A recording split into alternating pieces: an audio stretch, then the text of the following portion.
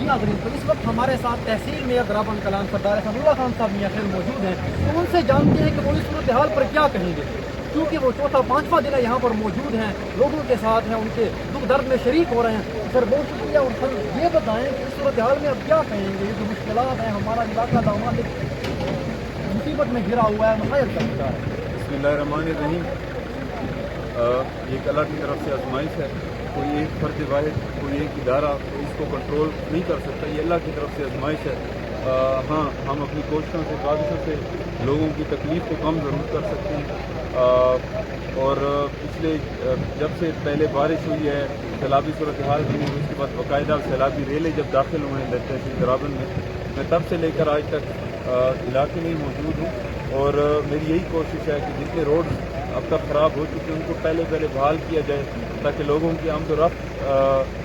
بحال ہو، ان تک راشن پہنچ سکے، امدادی سامان پہنچ سکے۔ پہلے ہم نے ان کے ریلیف کا بندوبست کیا، ایک صاحب بھی یہی بھی موجود تھے، اتنے دنوں سے تحصیلدار صاحب بھی ریسکیو ٹیم بھی موجود تھے، تو ہم نے اپنی بھرپور کوشش کی کہ ان کو ریلیف دیا جائے۔ آج بھی یہ ایکسکیویٹر آئے ہوئے، یہ حالانکہ NHA کا کام ہے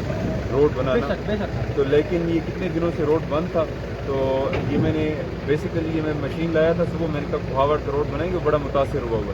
تو وہاں سے میں فی الحال مشین پیٹر لائی ہوں۔ آج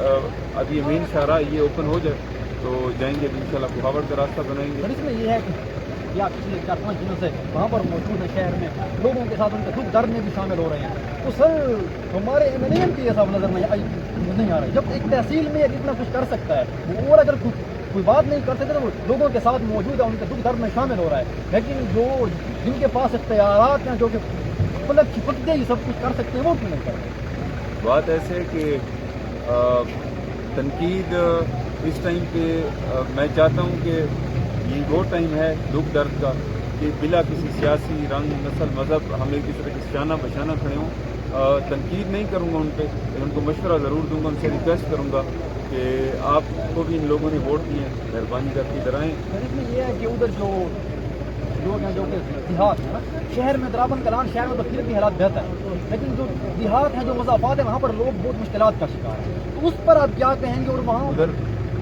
کون سے ایسے مسائل ہیں جو درپیش ہیں جو آپ حل نہیں کرتے؟ لوگوں کی مشین بھی درکار چھتوں سے چھت چھین چکی ہے، ہم ان کے لیے ٹینٹس اور راشن کا بندوبست کر رہے ہیں۔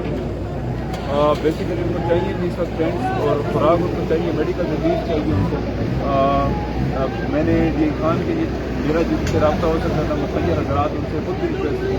کہ وہ اس میں بڑھ چڑھ کے حصہ لیں، اور ہم سے جو ہو سکتا ہے کر رہے ہیں ٹینٹس کی شکل میں۔